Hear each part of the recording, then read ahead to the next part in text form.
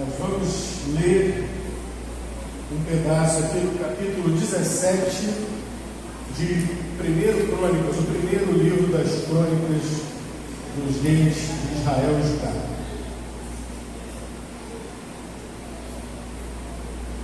Vamos lá, meus irmãos, hoje é noite de prova, hein? Prova surpresa.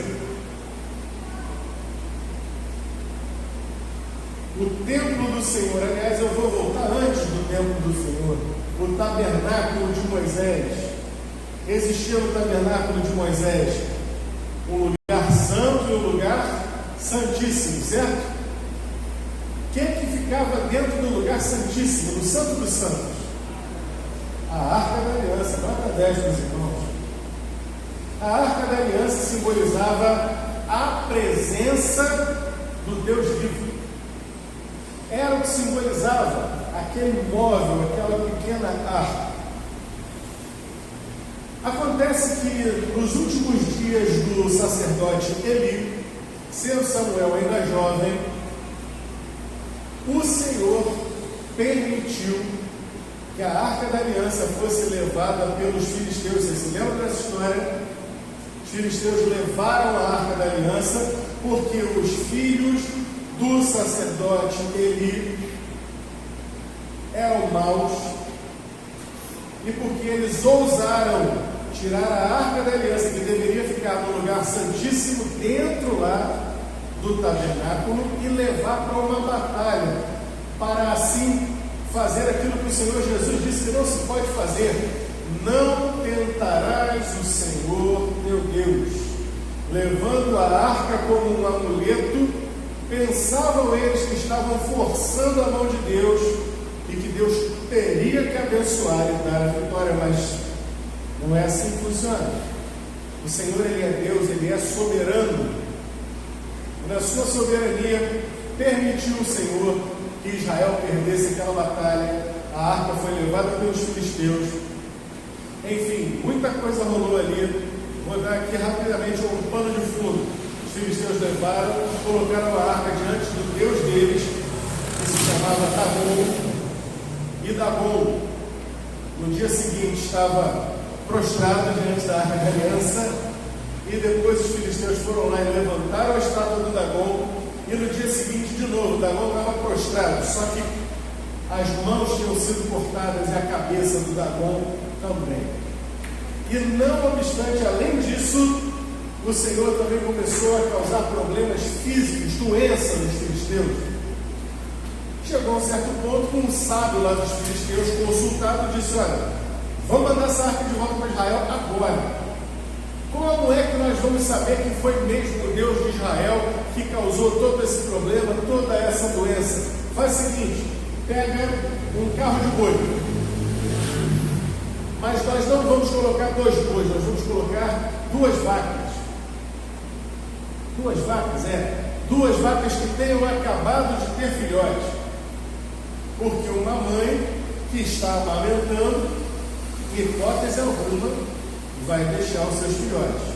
Essas vacas acabaram de ter filhotes. A gente vai botar na encruzilhada da estrada. Se elas tomarem o rumo de Israel, apesar de terem filhotes, levando a arca, é porque foi o Deus de Israel que fez isso. Se não, se voltarem para cá, para a nossa direção, a gente parte para outra coisa. E ali colocaram oferendas para o Senhor e aquela coisa toda, se não vem ao caso agora. Mas enfim, as vacas tomaram evidentemente o rumo de Israel, porque ficou provado que era a mão do Senhor amaldiçoando os filisteus. E a arca chega até Israel. Só que Israel estava uma loucura. Uma loucura. E, enfim, reino de Saul, ninguém quis muito saber daquilo.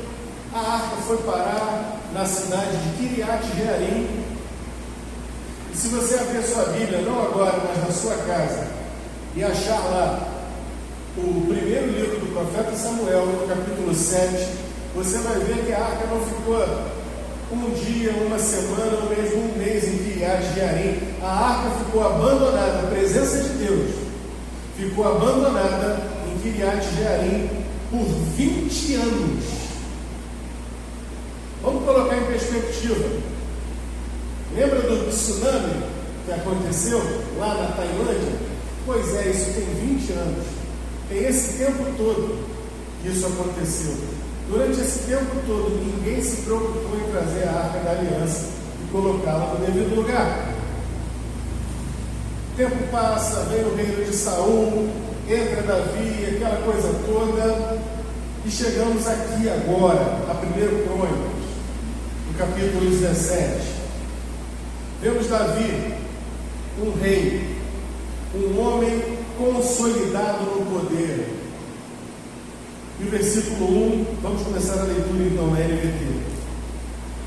Quando Davi já havia se estabelecido em seu palácio, ele já tinha a casa dele, mandou chamar o profeta Natã e disse: veja, eu moro num palácio, numa casa de cedro, enquanto a arca do Senhor está lá fora, numa simples tenda. Eu esqueci de falar uma seguinte coisa: Davi sim se preocupou em trazer a Arca da Aliança. Eu esqueci de falar essa parte, que está no capítulo anterior. Davi se preocupou em fazer um tabernáculo novo. E o tabernáculo que Davi fez ficava ali pertinho da casa dele. Ele queria a presença de Deus ali, e não apenas trouxe a Arca da Aliança para Sião, como ele se alegrou com a presença de Deus ali, e além do mais, ele ainda estabeleceu o louvor do Senhor 24 horas por dia. Havia gente ali cantando e louvando o nome do Senhor. Mas agora, a presença de Deus já não era o suficiente. Ele agora já conseguia fazer uma comparação. Se antes bastava a alegria de ter construído uma tenda, um tabernáculo, ele agora olha em perspectiva e diz: caramba, eu moro numa casa firme, robusta, de cedro do Líbano, mas o Senhor, a presença do meu Deus, está debaixo de uma barraca, num tabernáculo. Verso 2: Natã respondeu a Davi: faça o que tem em mente, pois Deus está com o rei. Vai de trem. Naquela mesma noite, porém, disse Deus a Natã: vá e diga ao meu servo Davi, que assim diz o Senhor: não será você que construirá uma casa para eu habitar. Desde o dia que tirei os israelitas do Egito até hoje, nunca morei numa casa. O que Deus está dizendo aqui? Não tem pressa. Não tem pressa. Até aqui morei numa casa. Eu digo, não tive uma casa, morei numa tenda, está tudo bem. Sempre acompanhei o povo de um lugar para o outro, numa tenda, num tabernáculo. E, no entanto, onde quer que tenha ido com os israelitas, nunca me queixei aos líderes de Israel, aos pastores do meu povo, nunca lhes perguntei: por que não construíram para mim um palácio, uma casa de cedro? Agora vá e diga ao meu servo Davi, que assim diz o Senhor dos Exércitos: eu o tirei das pastagens onde você cultivava eu o tirei das pastagens onde você cuidava das ovelhas e o escolhi para ser o líder de meu povo Israel.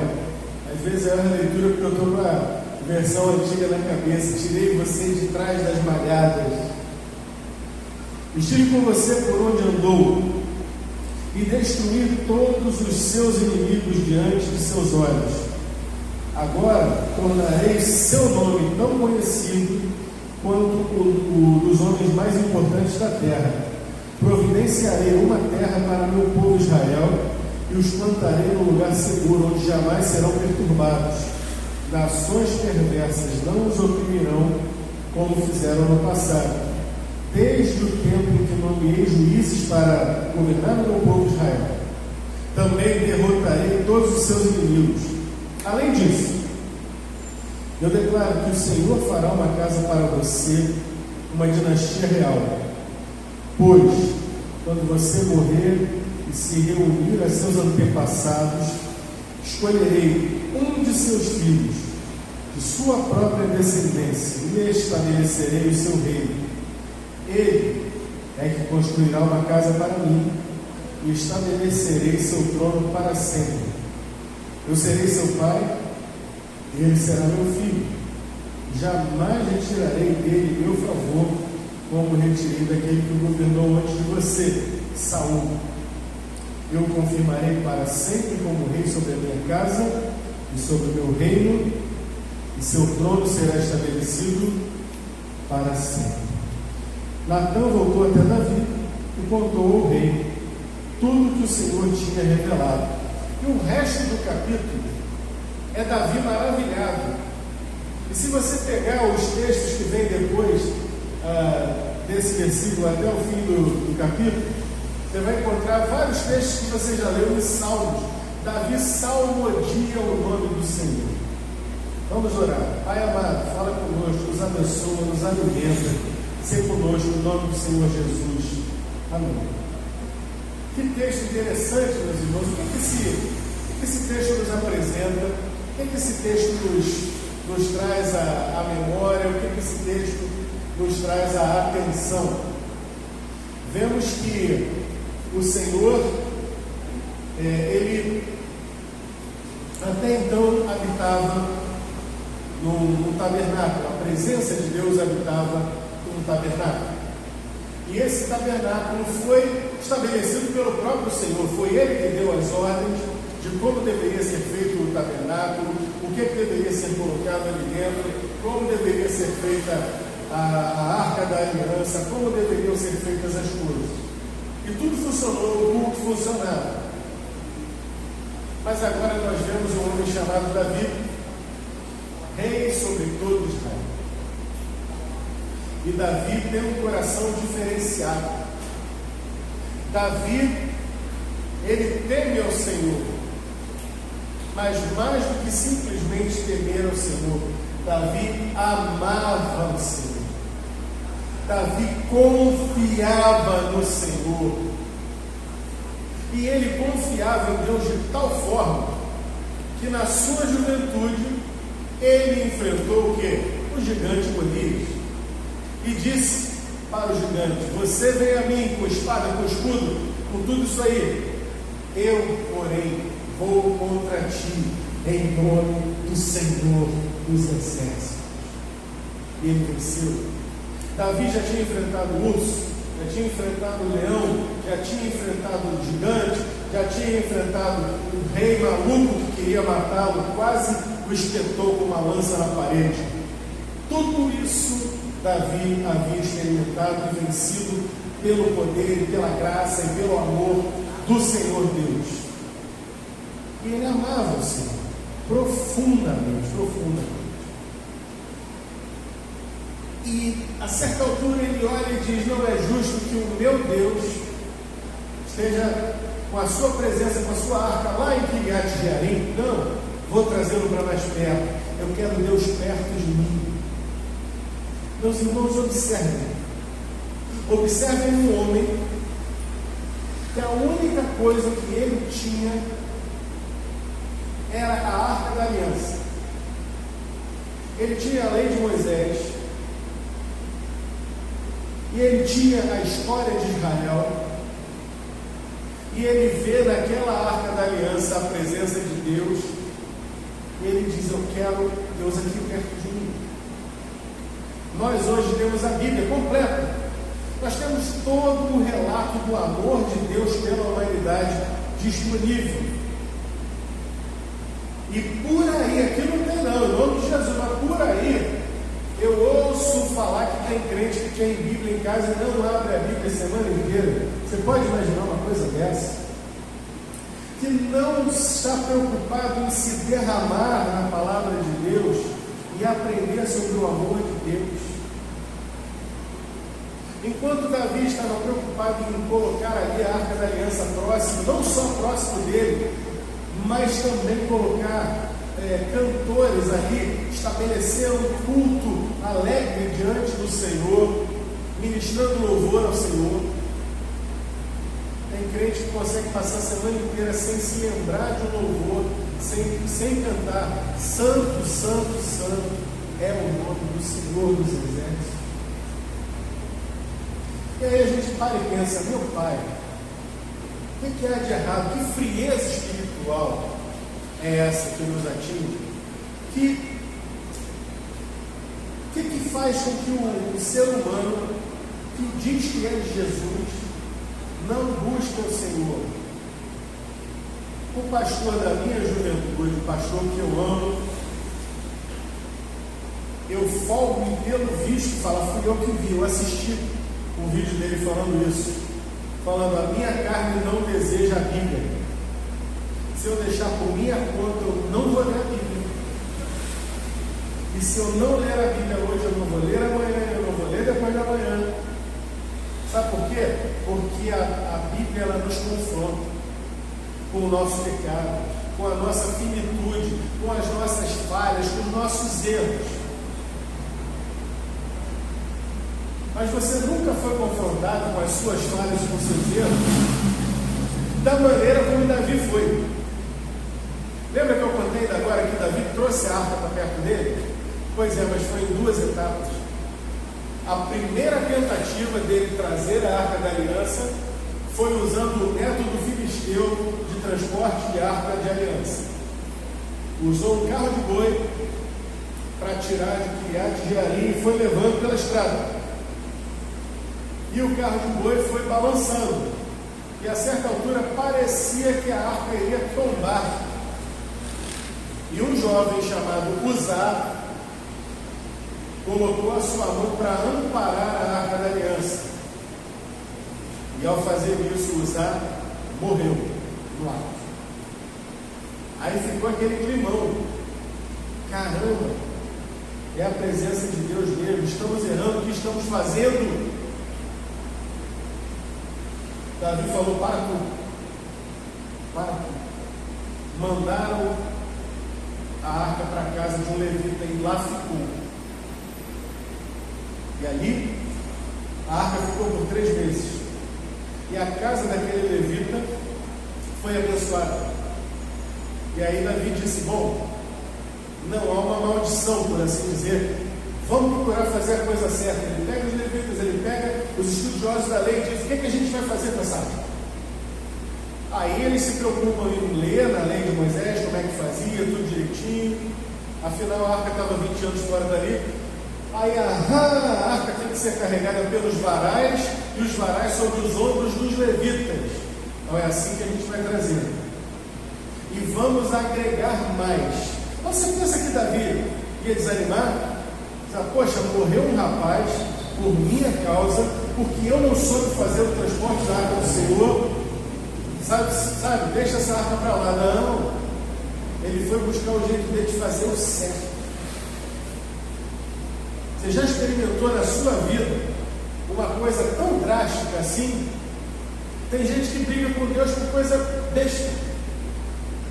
Mas eu queria namorar fulaninha, Deus não deixou namorar fulaninha, casou com Beltrano. Também eu não quero mais saber de Deus. Eu falei para o Senhor que Ele me desse aquele emprego que eu queria tanto, Deus não me deu aquele emprego, eu não quero mais. Eu não sei por que eu adoro esse Deus, Ele não me dá nada do que eu quero. Você nunca enfrentou uma luta como Davi enfrentou. Davi diz, eu quero a presença de Deus de qualquer forma. Vamos fazer certo. E fizeram. E ele disse, sabe uma coisa, eu vou além. Os levitas vão dar tantos passos, vão parar, e nós vamos fazer um sacrifício. E vamos bater os tamborins, e vamos cantar, e vamos louvar, e vamos dançar ao Senhor. E aí dá não sei quantos mais passos, acho que eram 6 passos. E vai tudo de novo. E sacrifica, imagina a loucura que foi aquilo. E ele chega, quando efetivamente ele chega lá no tabernáculo que Davi fez, ele está numa festa só, ele está dançando, ele está alegre, e a sua esposa, filha de Saul, Mical, olha e despreza o rei, como quem diz, olha só que bobalhão, fazendo essa cena aí no meio do povo. Diz a Bíblia que Mical nunca teve filhos, que o Senhor lhe cerrou a madre. Ela desprezou o rei Davi.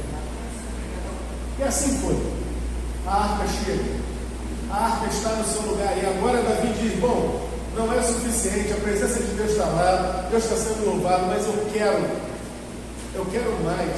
Se eu tenho essa casa, essa bela casa de cedro do Líbano, um negócio forte, opulento, se eu tenho isso, Deus merece muito, muito mais. Muito mais. Mas nós vimos aqui o que o Senhor falou. O Senhor não permitiria que Davi fizesse aquela casa.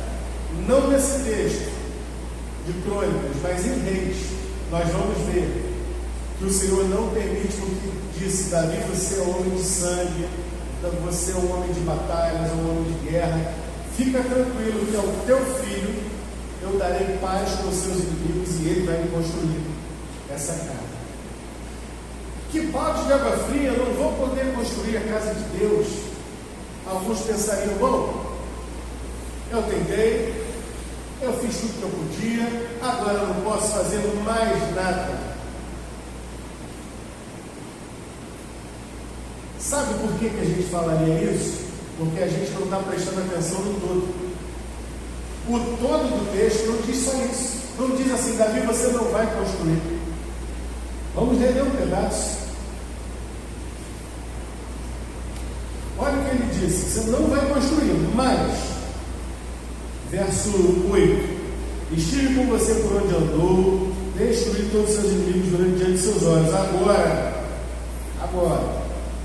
tornarei seu nome tão conhecido quanto os dos homens mais importantes da terra. Até hoje, Davi é conhecido como o rei mais importante de Israel. Não foi o mais rico foi Salomão. Olha a promessa que Deus fez: providenciarei uma terra para o meu povo Israel, e os plantarei num lugar seguro, onde jamais serão perturbados. Nações perversas não os oprimirão como fizeram no passado. Mas agora vamos ao verso 8.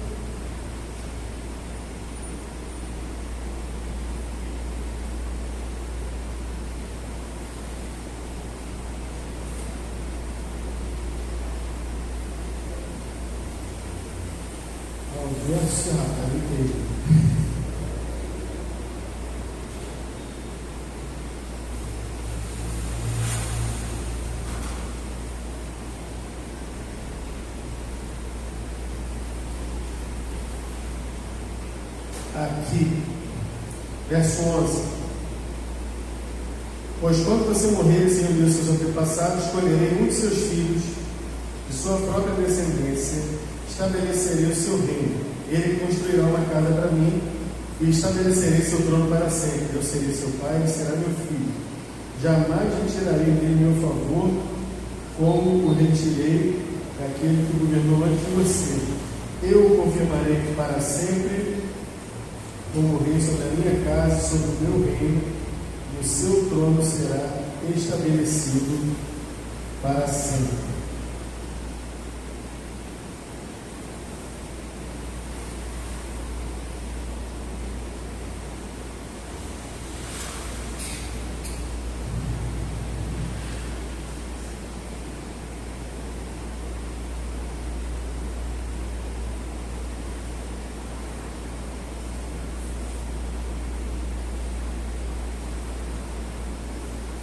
Aqui, achei, verso 10, perdão.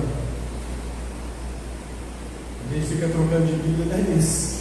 Verso 10: desde o tempo em que nomeei juízes para governar o povo de Israel, também derrotarei todos os seus inimigos. Além disso, eu declaro que o Senhor fará uma casa para você, uma dinastia real.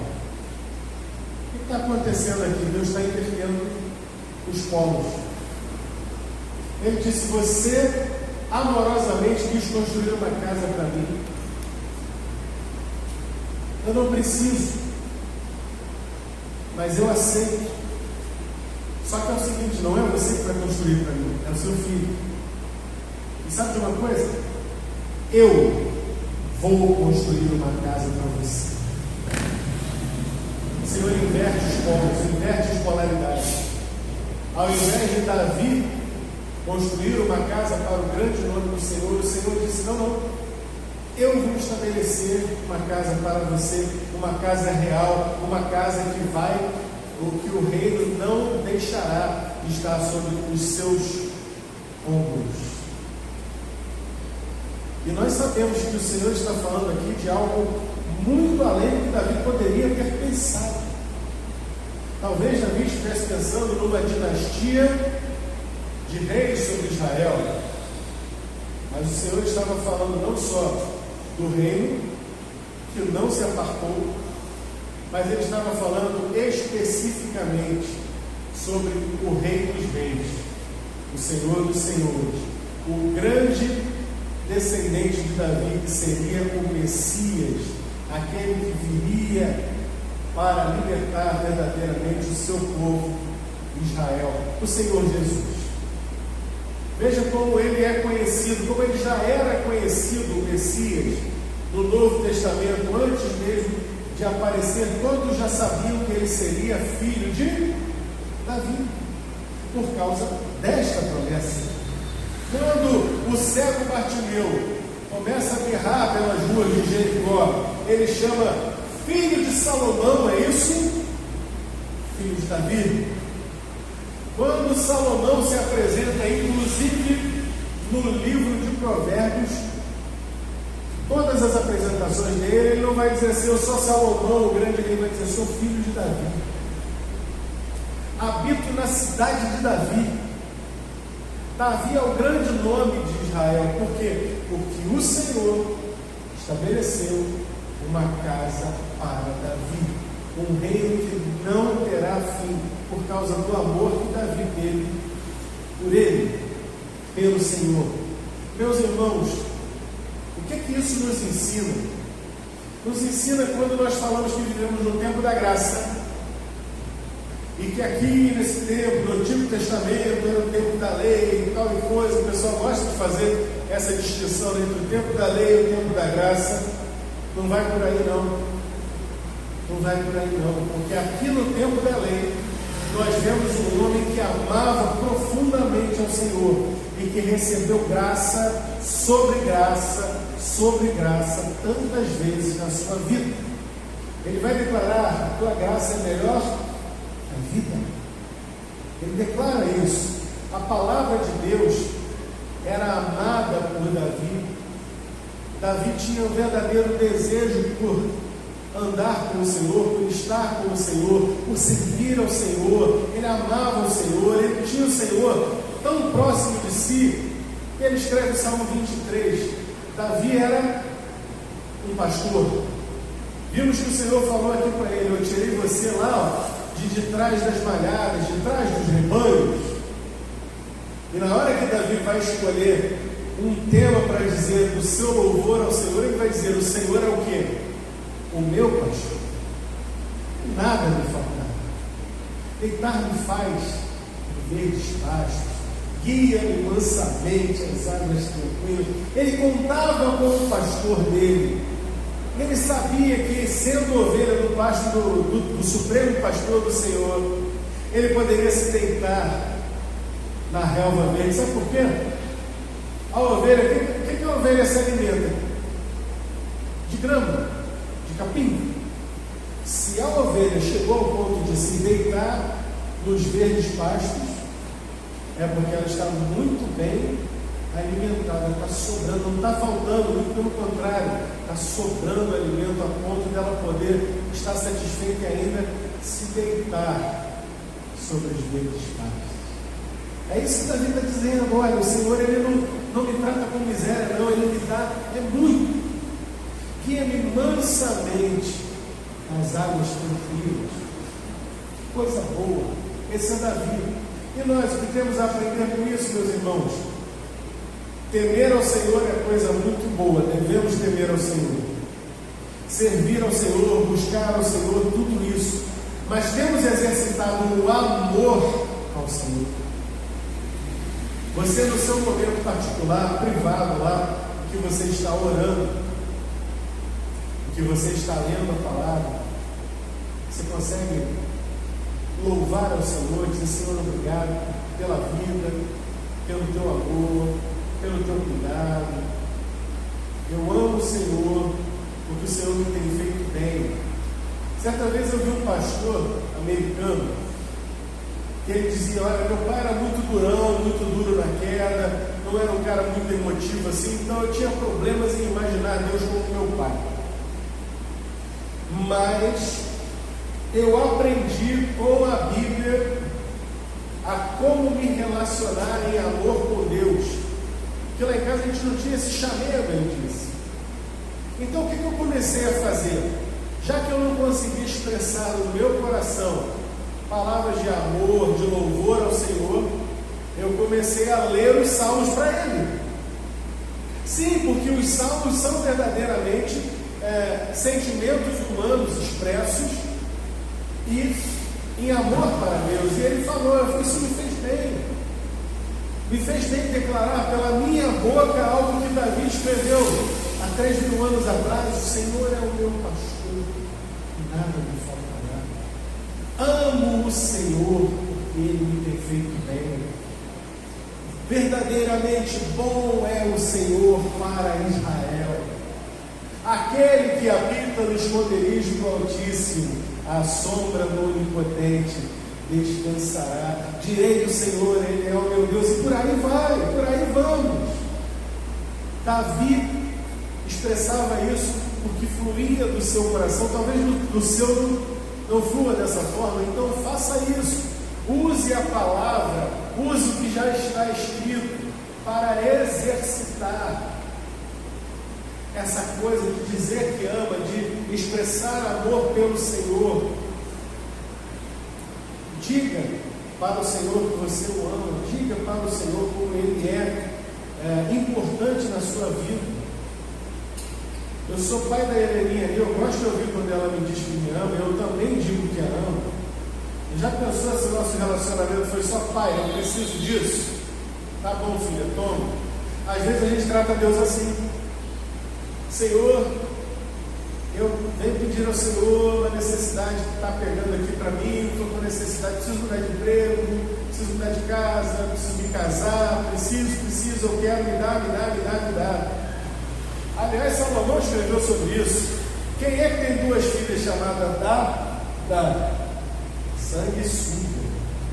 Não.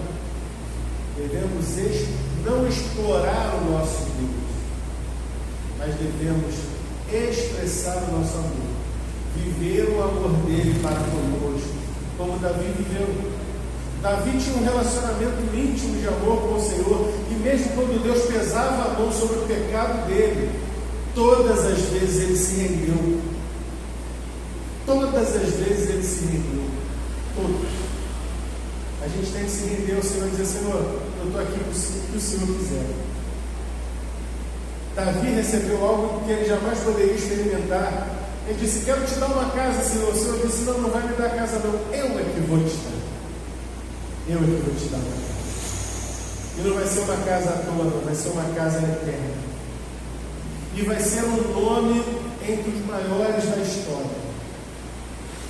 Meus irmãos, pode ser que nós não tenhamos uma casa eterna, mas nós temos uma promessa de vida eterna dada pelo sumo sacerdote, segundo a ordem de Melquisedeque, que é quem? Justamente o descendente de Davi, o Senhor Jesus. Pode ser que nós talvez não tenhamos tudo o que queremos na vida, talvez não tenhamos o conforto que queremos, a força que queremos, a família que queremos, talvez não tenhamos o emprego que queremos, mas nós temos Deus. E nós podemos desfrutar do seu amor, do seu cuidado. Nós somos verdadeiramente ovelhas do seu pasto. E aquilo que vier das mãos dele para nós é bênção. Essa semana, você e eu possamos expressar mais o nosso amor ao Senhor.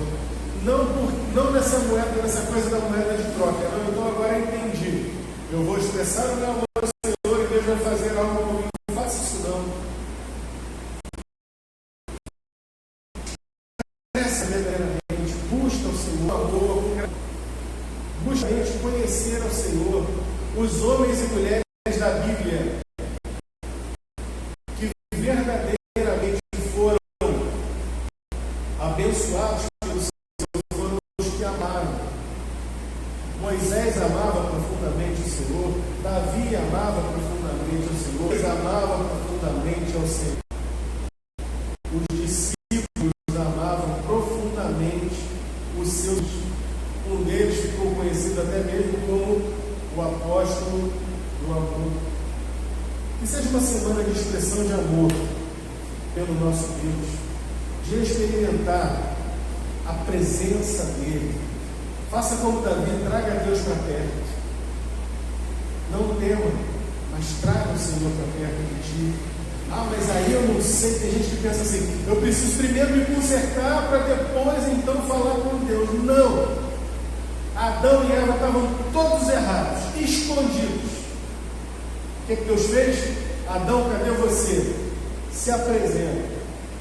Ali, no erro, ele se apresenta. Deus trata com eles. Davi, quando pecou com Batseba, o que aconteceu? Ficou quieto, mudo, calado. Fingiu que não era com ele. Vou esconder aqui debaixo do tapete a minha sujeira. Quem é que foi buscar ele? O profeta Natan. Deus mandou buscar para restaurar. Não tenha medo de chegar perto do Senhor para buscar restauração, porque aquele que bate, a porta se abre. O que pede, recebe.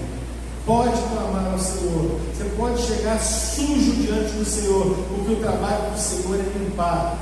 Se confessarmos os nossos pecados, Ele é fiel e justo para nos perdoar os pecados e nos purificar de toda injustiça. Davi é prova disso. Eu sou prova disso.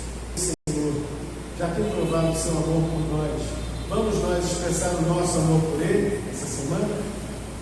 Ó Deus, fala conosco, compreenda essa palavra em cada coração, a começar em mim. Que nós possamos expressar o nosso amor pelo Senhor, a nossa gratidão e experimentar a Tua boa presença entre nós a cada dia, Senhor. Ajuda-nos a ser como Davi, termos verdadeiramente um coração voltado para Ti, para que essa igreja avance, para que a nossa vida pessoal e devocional avance, para que nós possamos buscar mais o Senhor e o Senhor possa derramar mais do Teu Espírito sobre nós. Em nome do Senhor Jesus, nós assim oramos. Amém. Vamos louvar ao Senhor.